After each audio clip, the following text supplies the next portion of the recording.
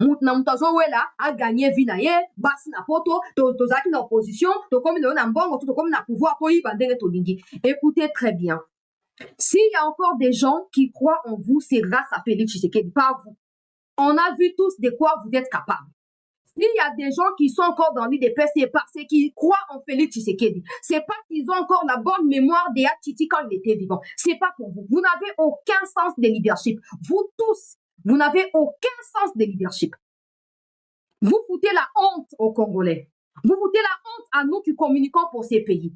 Nous sommes maintenant dans l'obligation de commencer à nous justifier dans des discussions comme ça avec ces gens-là. Et ils ont et ça, heureusement, on a une côte bloc, on a une affaire comme justifier dans ma cambonate. Pour être je m'en fous. Mais c'est que moi, j'ai dit, faites en sorte que ce que vous faites là-bas, entre Mbata et Kabouya, ça va être entre vous. Arrêtez de distraire les Congolais. Arrêtez surtout de faire de l'ombre au chef de l'État. Pas positivement, mais négativement. Quand il faut prendre des postes yaminels, Assemblée nationale, Sénat, primature, vous laissez aux autres, soit disant que le président a besoin de coalitions. Non, c'est de la compétence. C'est de la compétence. C'est ça.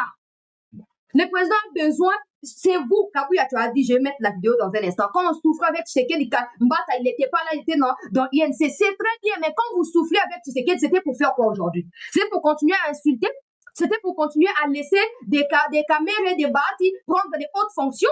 C'était pour laisser ces gens-là prendre Tshisekedi en montage? Aujourd'hui, il suffit que telle personne apporte de l'argent pour qu'il passe à l'étape supérieure.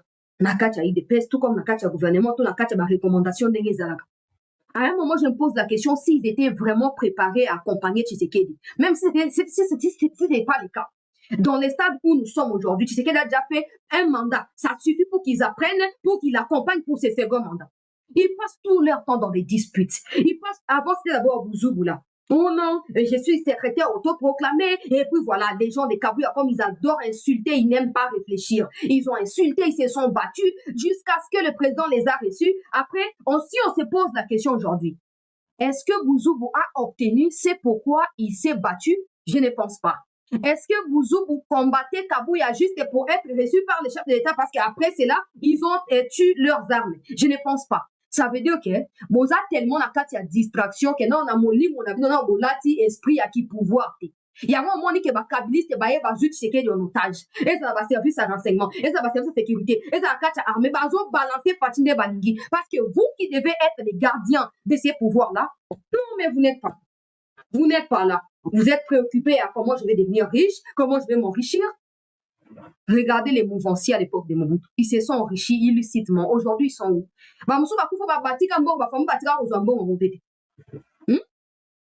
Le président traverse des moments critiques. Les accords ont été signés. Sur le terrain, ça n'évolue pas. Les problèmes des par ici, les problèmes des par là. L'insécurité grandit pas seulement dans les Kivu ou dans d'autres coins de la République. Des arriérés à bas fonctionnaires. Le président se bat contre toute cette vague de problèmes. Au lieu que le président ait des gens sur qui il va poser la tête, ou quand il dort, il est sûr qu'en se réveillant, il va trouver les informations, il va trouver des solutions, des propositions en solutions. Non, le président ne trouve pas ça.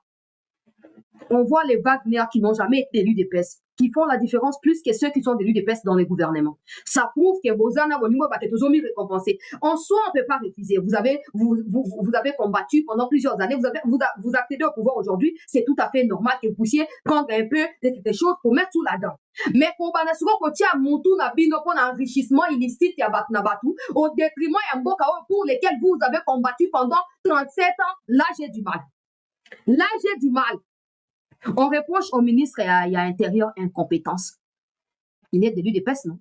Et même le poste, il l'a pour l'UDPS ou pour le compte de l'UDPS. Qu'est-ce que l'UDPS fait pour protéger son ministre? Qu'est-ce que l'UDPS fait pour s'assurer que le ministre, même si les députés avec la démocratie décidaient que le ministre parte, mais que le poste restera quand même à l'UDPS? Qu'est-ce qu'ils font? Vous attendez qu'on nous revienne avec l'histoire des quotas politiques, quotas géopolitiques, mais le quoi zaï des pes, vous ne vous basez jamais sur la compétence. En fait, tout ce que nous vivons, c'est les reflets même de nos propres choix. À un moment, j'ai dit, nous sommes tous des fautifs. Nous, peuple en premier. Parce que ceux qui dirigent viennent du milieu de nous. Nous, peuple, nous sommes les premiers fautifs dans cette négligence, dans cet amateurisme-là. Nous, peuple, nous sommes. Écoutez, hein, parce que certains vont dire, ouais, mais moi, je n'ai rien à foutre de ces gens-là, que ce soit Kabouya, que ce soit Mbata, que ce soit les Bouzoubu. Tout ce que moi, je veux ici, c'est de voir des gens capables de combattre aux côtés de Tshisekedi, de ne pas se laisser distraire par ceux qui veulent la chute de Tshisekedi. Aujourd'hui, il y a des Rwandais. Venir des migrants expulsés des USA. Personne ne s'inquiète de savoir si ces Rwandais doivent être retirés de nos institutions ou pas. Tshisekedi se bat jour et nuit face à cette agression-là. Il est seul. Au lieu de monde à Kebitumbo,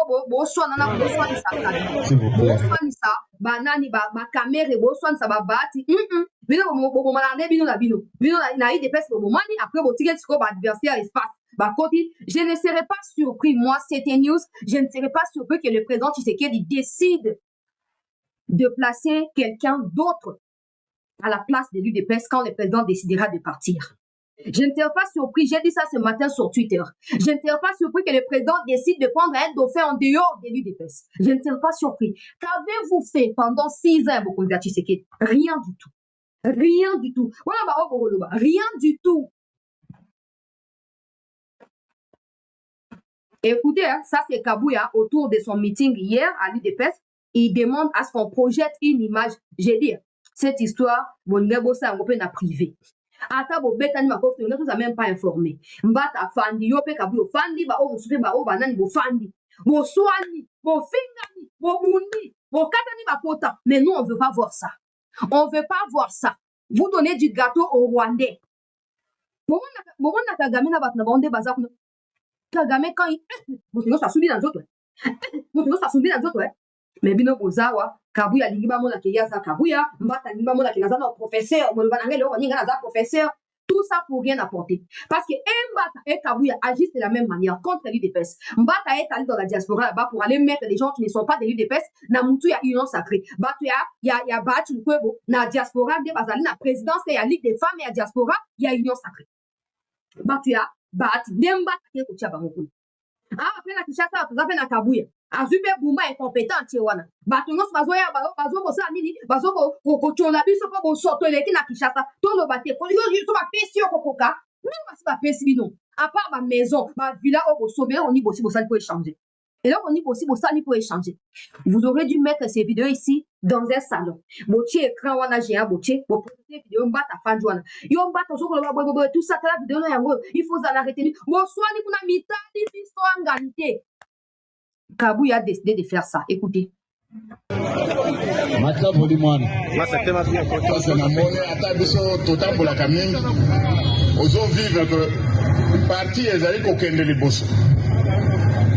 ne sommes pas là où on était il y a, depuis 2011 dans Kanishi, parti Azui, Pete Moussous et collègue. On est arrivé à une étape supérieure. C'est ce qui explique que le parti devient maintenant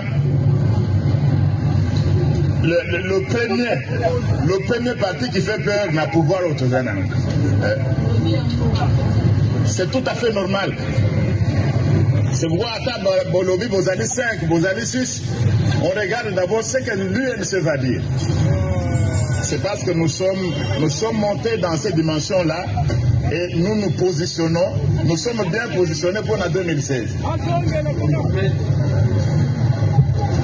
Par la question, mais c'est le on a évité UNC,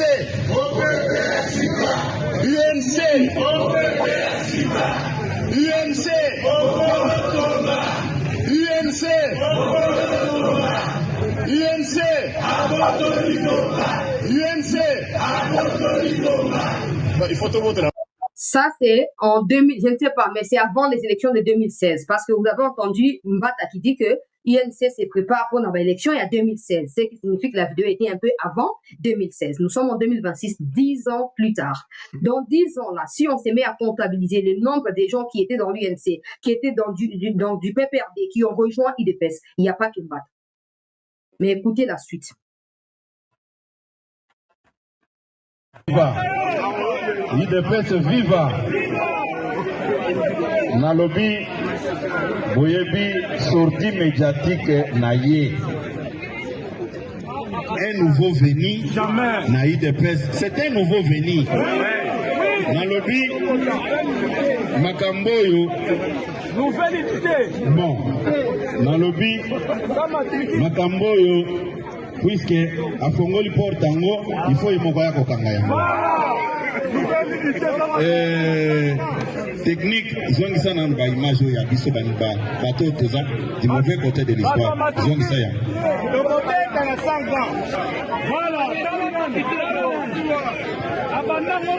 Oui.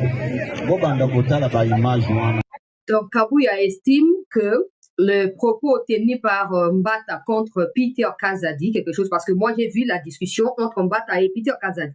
Et je suis maintenant surpris de voir que c'est Kabuya qui vient maintenant pour ajouter une couche sur Mbata. Alors que Kabuya, je pense, pour lui l'UDPS, Kabuya est au-dessus de Mbata et de Peter Kazadi. Normalement, il doit être au milieu. Peu importe qui est venu avant qui, il doit être au milieu. Et en plus, ça ne doit pas se faire sur la place publique. Même si Mbata a commencé en public, Kazadi a déjà répliqué en public, ça suffit pour que Kabuya prenne sa distance pour recadrer les deux autour d'une table. Constant Moutamba réclamé 3h10. Le FRDC en attaque. Matanga na Rwanda, les M23 AFC en l'armée. Paul Kagame troublé. Ninezali Kolekana. Mbote ba papa, mbote ba maman, mbote na peuple congolais nyonso de partout. En Europe, en France, aux États-Unis d'Amérique. Mokili Mobimba. Oyo bozali kolanda biso na chaîne na bino chaîne na biso po boyoka makambo ezali kolekana na République démocratique du Congo mboka ya bakoko le pays béni le jardin d'Éden bandeko jardin d'Éden tokobeta masolo lorsque tolobi jardin d'Éden tolobi pamba te parce que toutes les richesses des Awa. Voilà le pourquoi nous sommes le seul pays au monde où on perdre 20 millions. La guerre est juste. Où on cause d'ango et ça pillage. Alors maintenant quand on commet Tamasoro, l'actualité est tellement belle. Mais et ton ami n'a pas bonne nouvelle, pour Namboka Congo. Et surtout toi na mwana mboka ya Congo o avandi ne bonga. Alors mendeko tselanga ba jeme na ngai o eza lokola bilei très cher bana mboka Congo. Voilà loko to senga kabino tango nyonso avec humilité et respect o tselinga ka jeme pour que chaîne na biso et vivre. Bandeko Bayi Wanda so bamonika elongi na biso babani bango ko attaquer. Ils savent que awa to kolobela surtout les mafias et les Canadiens à niveau est de tolobela beaucoup plus. Voilà pourquoi ba attaquaka. Bandeko lelo na tongo lelo Kagame a cotisé ba techniciens et des ingénieurs pour na baya ko bongisa les mines de Tangwiza. Mine ya Tangwiza, ça se trouve où? Dans le sud Kivu. Bandeko, ils allaient juste à 45 km na Bukavu. Vous vous souvenez? Et que l'ordre, par FADC Bazouaka, ils allaient kicker partout Bokomona, site minier, Bobeta. Les officiers rwandais, Bobeta. Ainsi que des matériels militaires. Tobenga Kiango, les trois cibles. Oto, yebisa ki na bino ba Congolais pour que to mener la guerre à la fin. Ah, tozoloba. Kagame azana de peki o atika na yango. C'est le Massissi et c'est le Minembwe.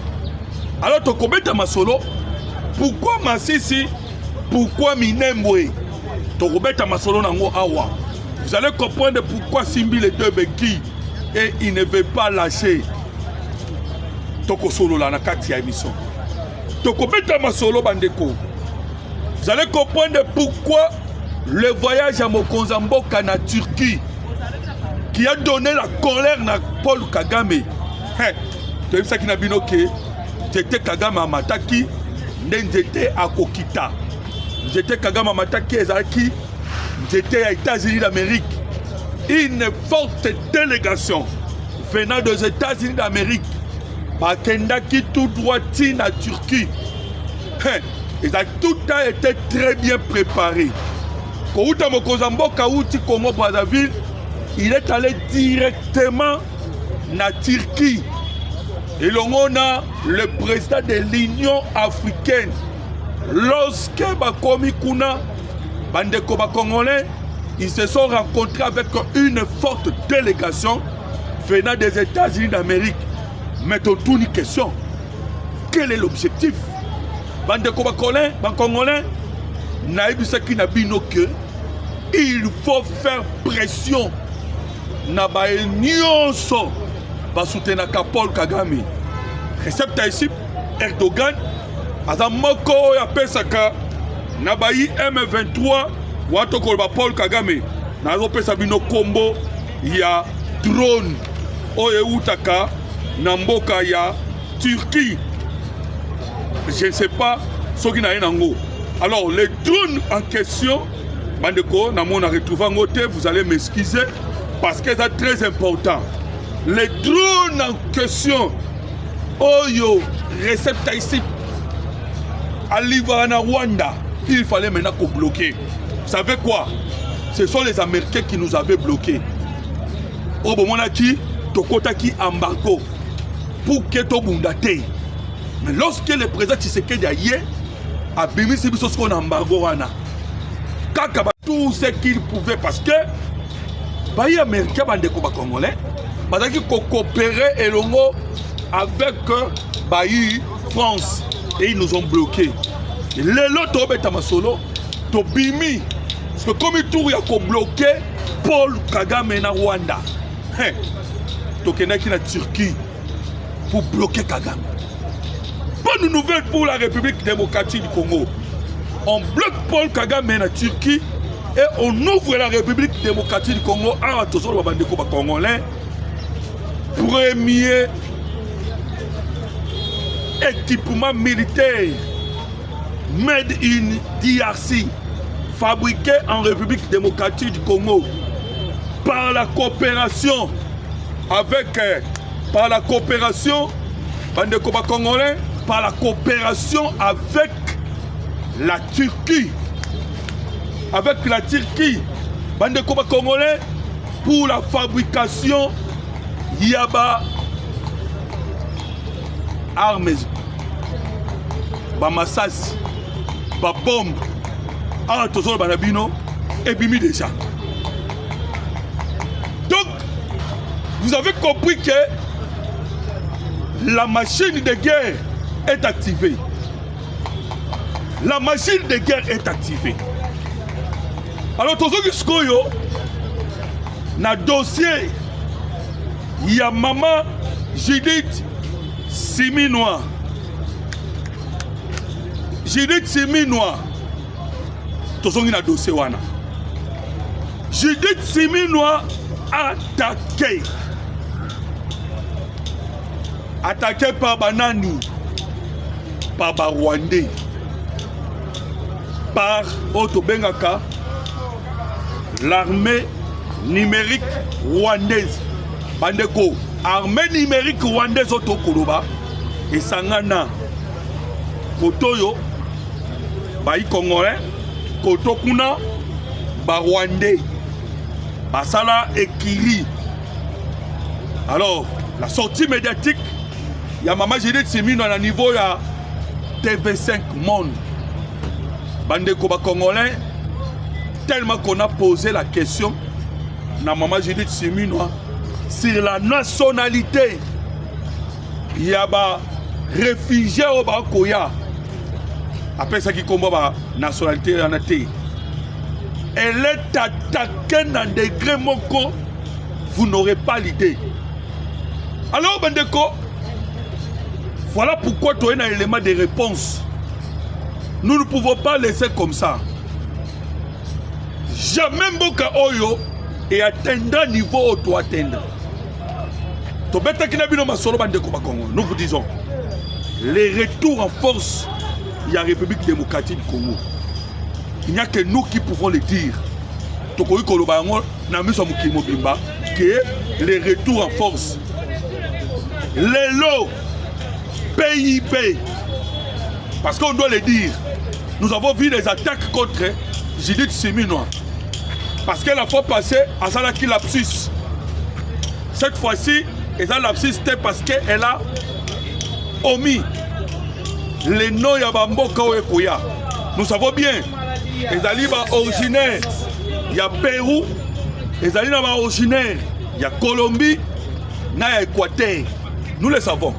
Mais maman a oublié à l'Obaki, l'origine, c'est l'Afrique, et plutôt l'Amérique latine.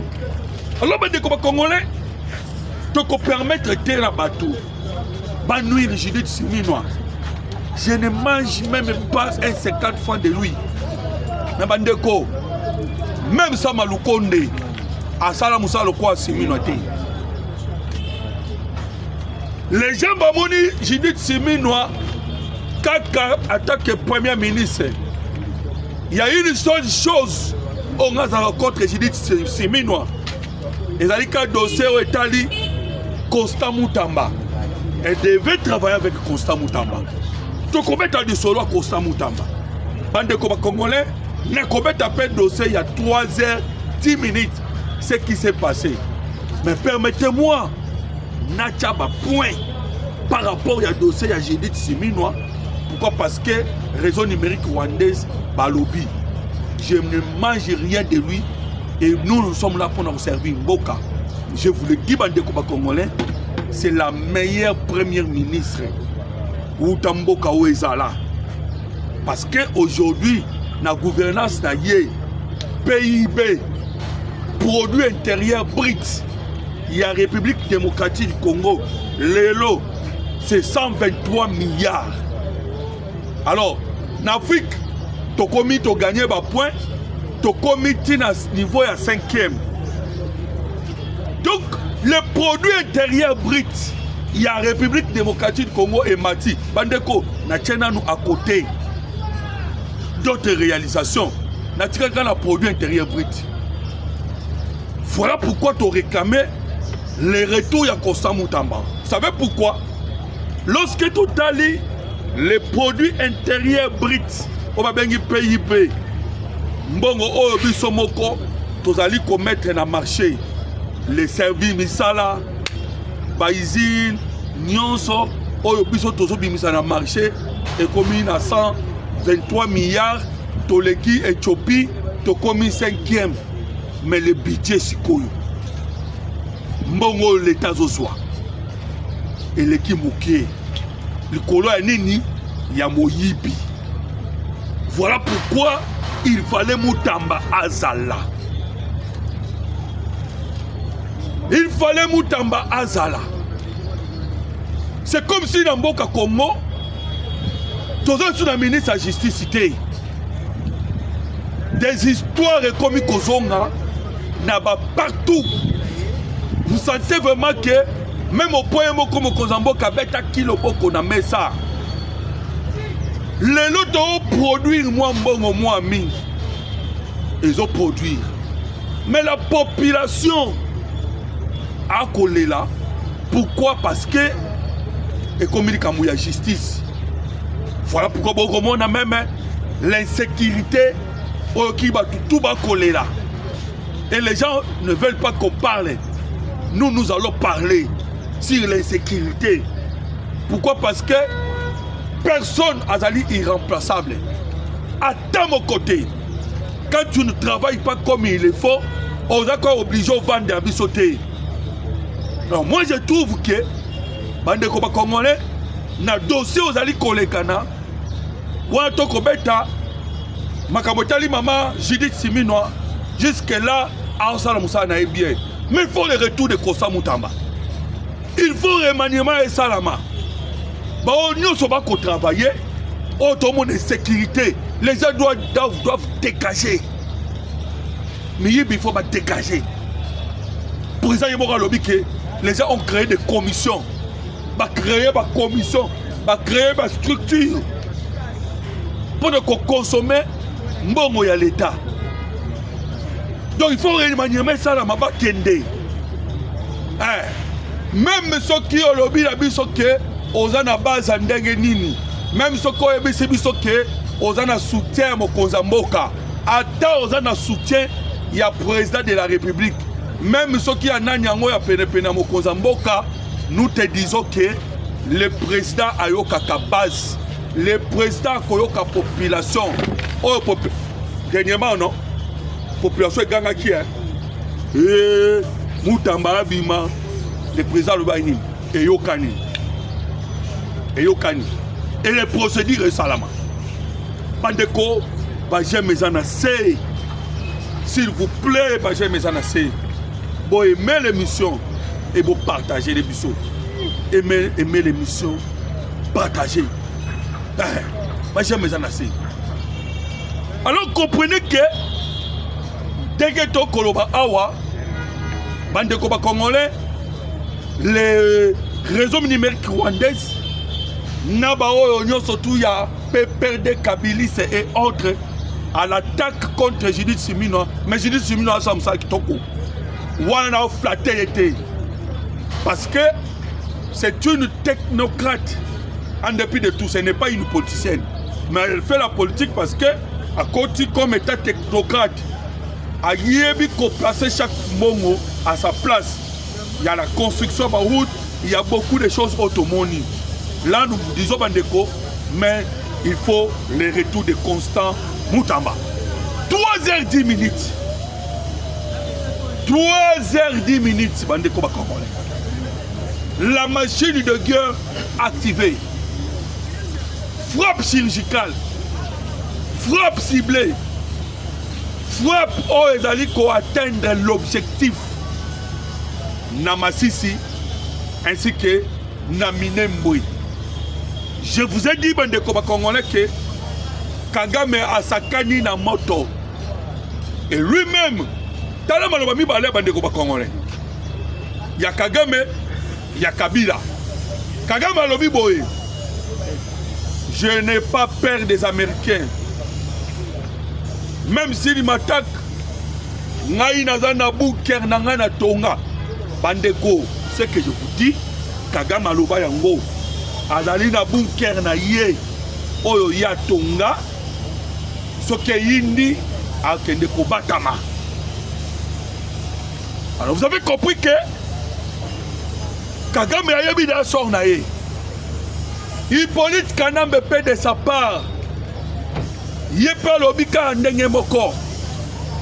Je mourrai d'une balle dans la tête. Voilà Hippolyte Kanambe alias Joseph Kabila. Alors bandeko, vous comprenez que Batouana nous surtout ba yebi ndenge ba kosuka. Awa siko batumbo ba américain.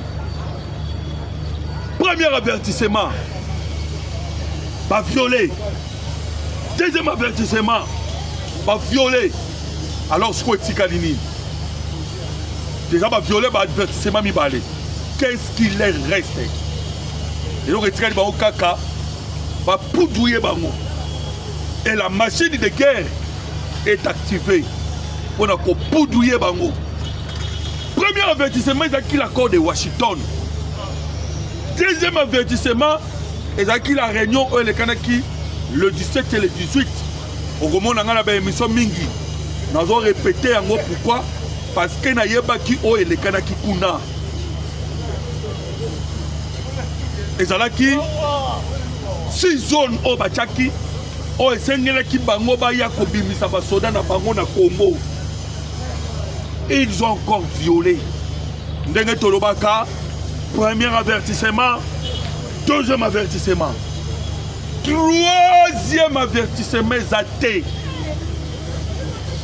Voilà pourquoi Réunion Kotaki na Turquie entre une délégation américaine avec une délégation, il y a la République démocratique du Congo, il y a un président Tshisekedi.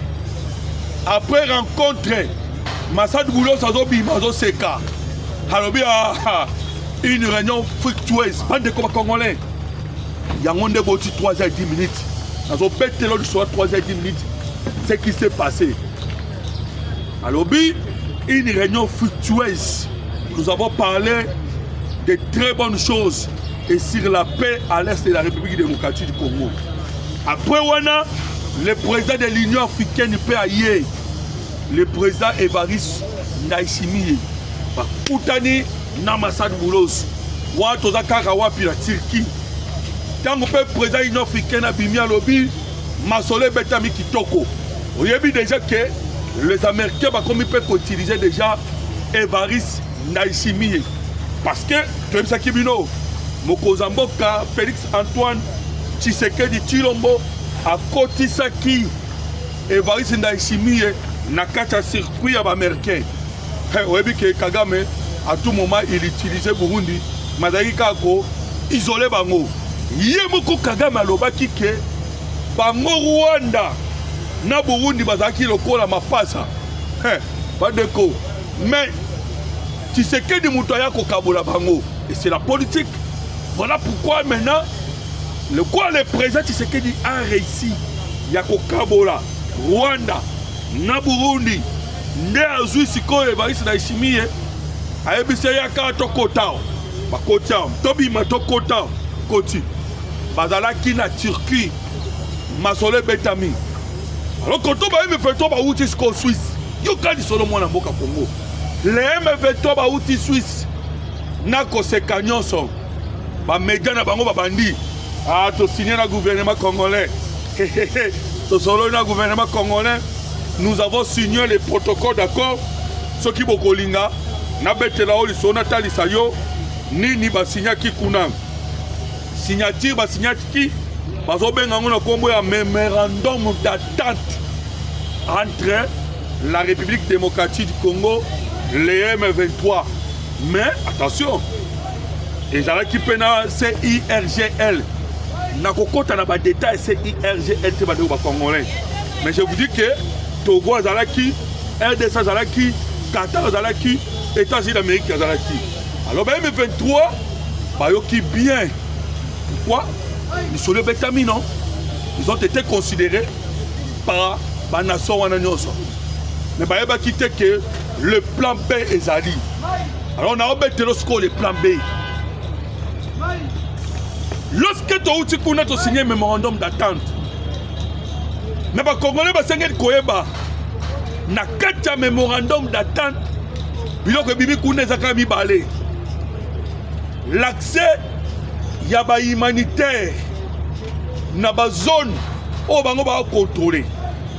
Ba ebisi bango accès wana, il faut être sûr et rassuré.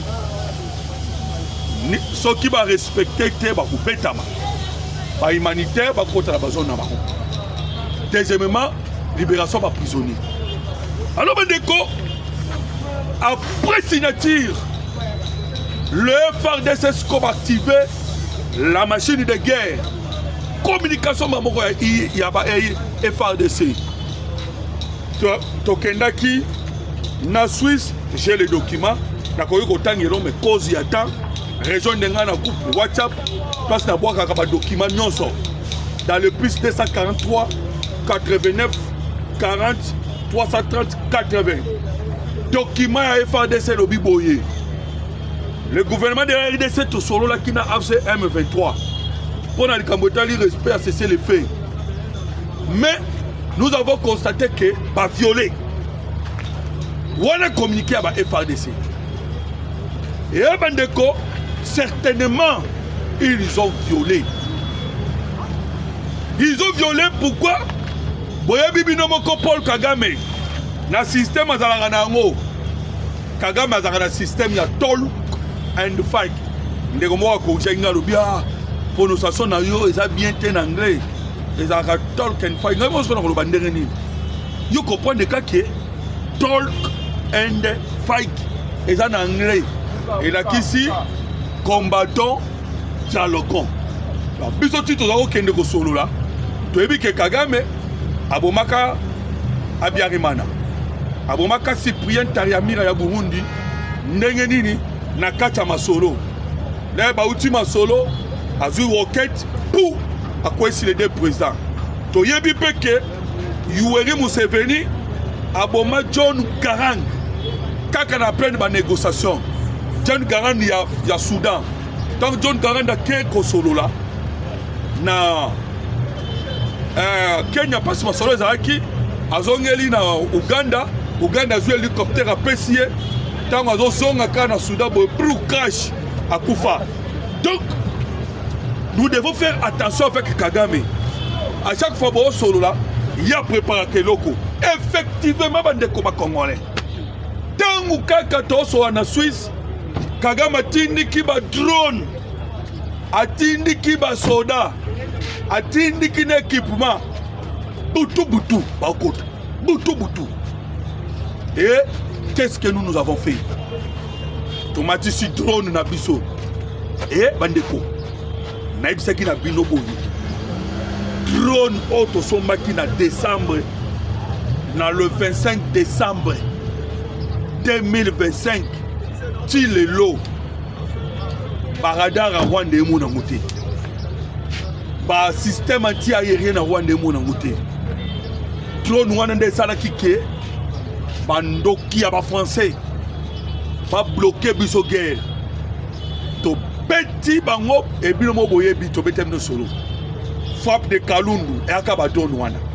o ya dernière génération o ekolisi cimetière ya Rwanda ba officier drone wana nde betaki Wilingo na Masisi drone wana nde betaki ba Minduki et na mandaki na émission de bande ko sabino le mine de Tangwiza to betaki yango to beti ba citerne ya ba essence to betaki na ba groupe à tel point que les mines de Tangwiza ezaki suko fonctionner te.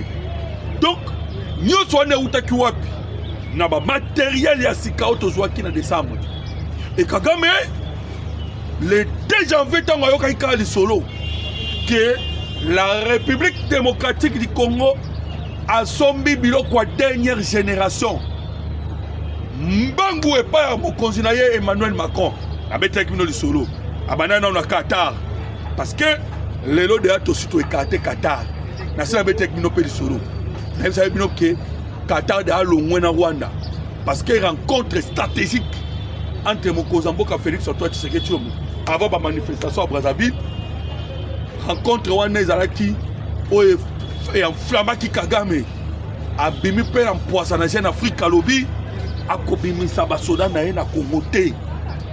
Donc comprenez déjà que Qatar za pembeni.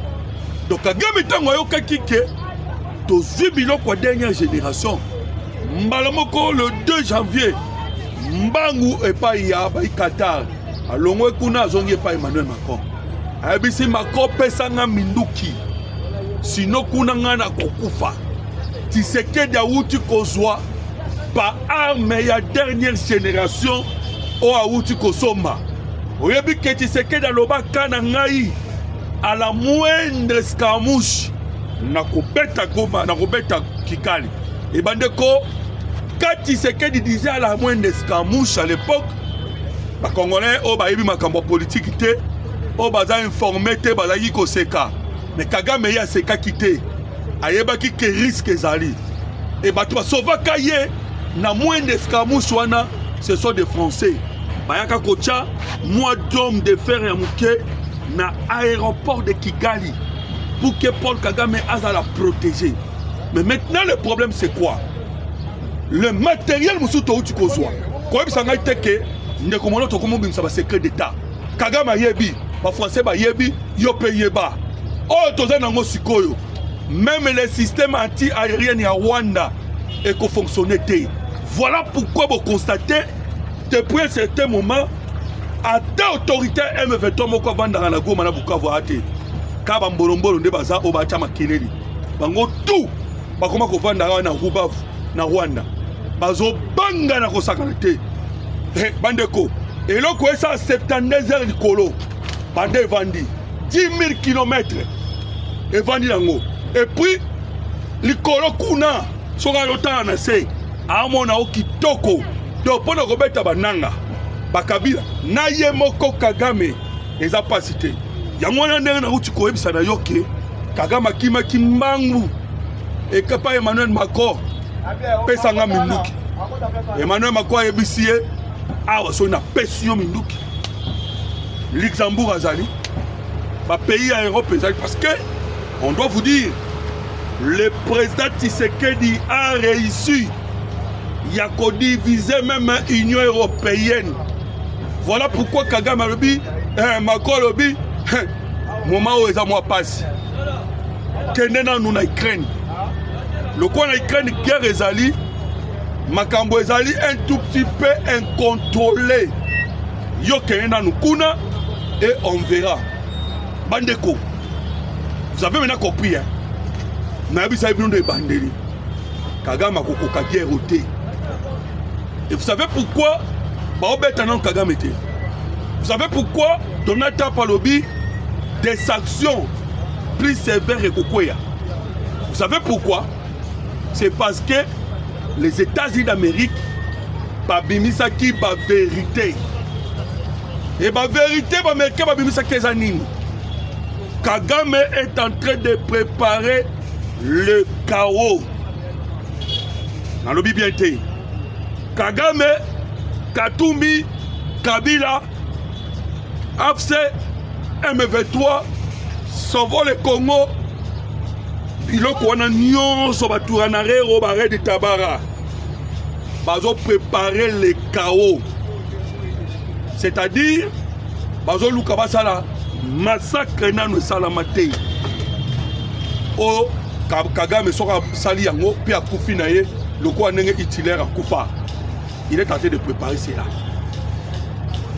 Là maintenant je réponds na bayi congolais nyonso bolo baka Tshisekedi beta te munguna koto na munduki na katanda kuna yo mwasi ba na bazali.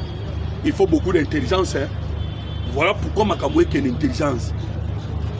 Kagame qui ne se cache plus. Azoro badiana miso mukili mobimba. Que Nazana Congo na kubimate. Vous comprenez déjà, non? Tant que na Congo na kubimate, cela veut dire quoi? Donc, biloko Tshisekedi essaye déjà Kagame. Badeko ba Congolais Kagame kubimate. N'attendez pas que Kagame bima. Tshisekedi biloko asali Kagame kubimate. Vous savez qu'il y a beaucoup de 6 titres miniers. Et maintenant, il y a des miniers, 6 titres miniers. Et ça, réseau à ma fille. Ce qu'on y a botoli. Kagame a dit matin.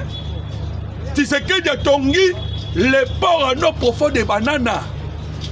Binobo Kagame a dit maka bongo. Et ça coûte, non? Et ça coûte. Parce que notre Est, Kisangani, Nord, Sud, Kivu, Maniema, Nandambo Katanga, ils sont dominés par les Rwandais et les Kenyans. Mais l'objectif est que tous les bateaux Est, comme Nord, Sud, Kivu, tout, c'est là que Tongama, parce qu'on sent les ports à nos profonds de bananes. Et à cela, vous dites à Kagame, il est sorti. Bande de Congolais. Bah, ok, il y a malembe. Tu sais que le Tongi, 5 usines. Il y a raffinerie à or. Nous avons guerre et or. Guerre et coltan. Guerre et éteint. Et bon, on a Kagame, Abima. Nous avons déjà l'Iwana yé. Amoni déjà que tu sais que ça bombier. Donc, il n'a que des choix. Maloboyo qui politique na maloba qui. Eza maloba ya Paul Kagame. Que Nabotama rebelle, Narozon, Narokufa rebelle. Kagame Zala rebelle. Museveni Zaki rebelle. Joseph Kabila rebelle. Mais tu sais que Zala rebelle, il a lutté dans l'opposition. Alors, bah rebelle ou ana balingité. Balobika ke barobimate. Alors Amérique a une stratégie nini. Tu sais qui bino que Kagame c'est un robot. Un robot fabriqué par les États-Unis d'Amérique. Comme un robot fabriqué par les Américains, les Américains vont dire comment faire pour ne pas un robot na bango. Tu sais ça il a bien que c'était Kagame Mataki, Ndejeta Okita. Voilà le président Lobaki, la solution à Est. Et que vous na Chine te, na Turquie te, na Russie te, kaka et pas ya ba américain. Parce que bango ne ba coloquer. Kagame ne mwana na bango. Atanga les États-Unis d'Amérique, a eu diplôme des États-Unis d'Amérique, donc ba lokota et kolokota. Ba lokota ki Kagame, ba memiye pena Museveni, après sima ba sali guerre ba récupérer Ouganda. Tant ba récupérer Ouganda, Kagame a commis ko soldat na Ouganda, ayo comme officier na Ouganda. Après ko comme officier na Ouganda, ba américain habité se retrouve na objectif à Congo. Pour to kende Congo bien, il faut se former Kagame. Ba memiye les États-Unis d'Amérique, ba tangisi ye, ale ba ye na ye, ba beti balongoli abiarimana ba tche Kagame na Rwanda basi ici babi bon to longola Mobutu to zo sikoyo Musée Laurent Désir Kabila to placer ye maza sous tutelle ya Paul Kagame basali pe bongo bazu Musée Laurent Désir Kabila ba tche na pouvoir sous tutelle ya Kagame après ko tche sous tutelle ya Kagame Musa telemeli bango tanga telemeli bango ba ke ko zo sikoyo politique nambe l'enfant obéissant ba tche. Donc c'est les États-Unis d'Amérique. Kaka ba Américain bango moko. Kaka ba Américain bango moko.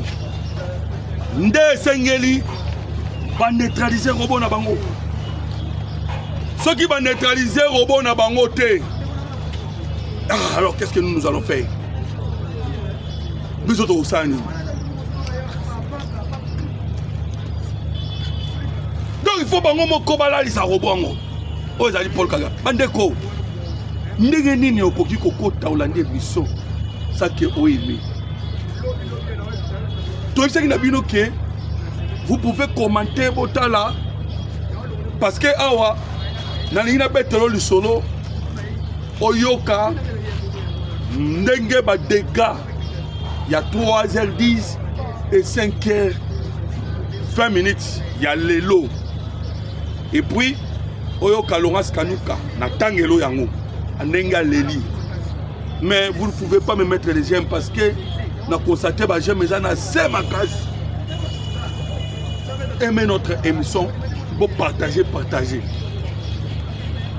Alors yo kasko yo, pas dégâts causés par nos drones. Dégâts on a. Et ça dégâts ya bayi Rwanda.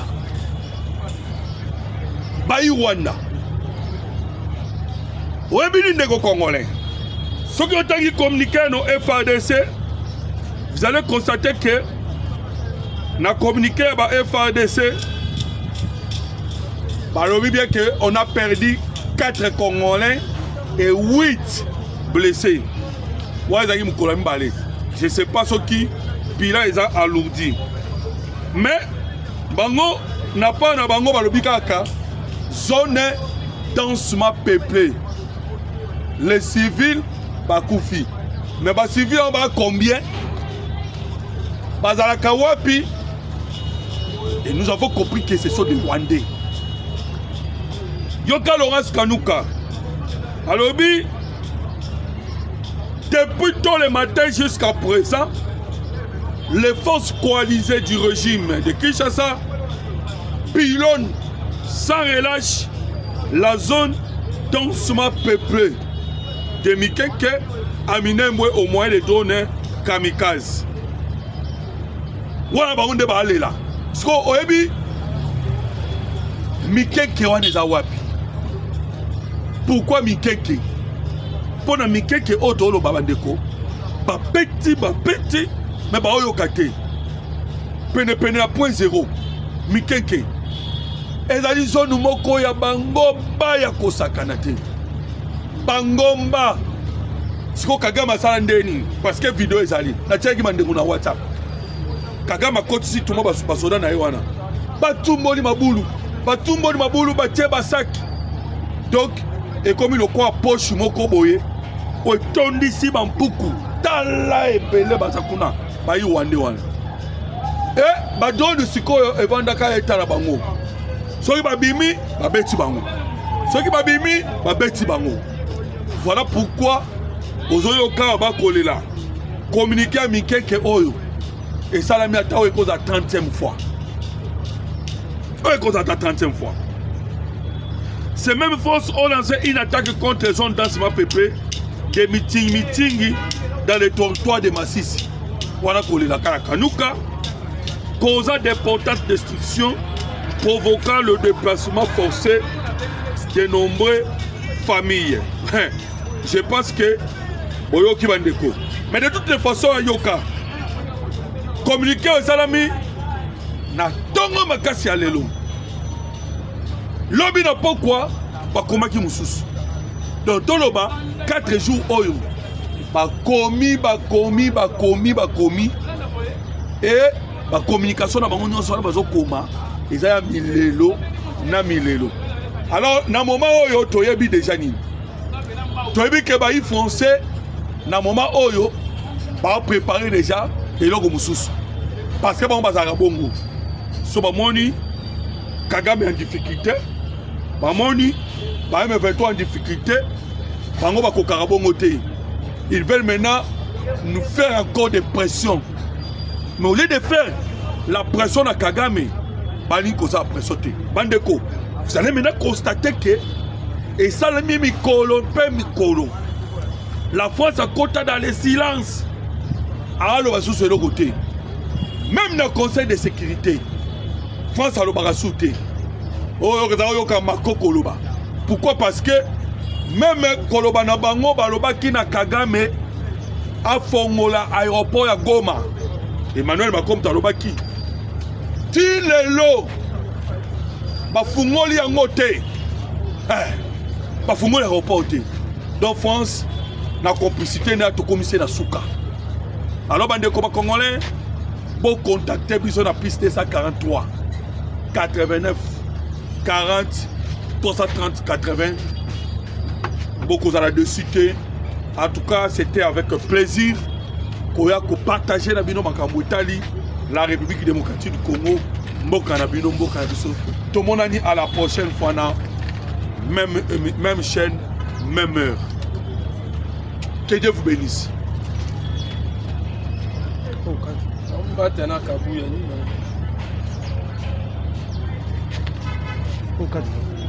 Hein?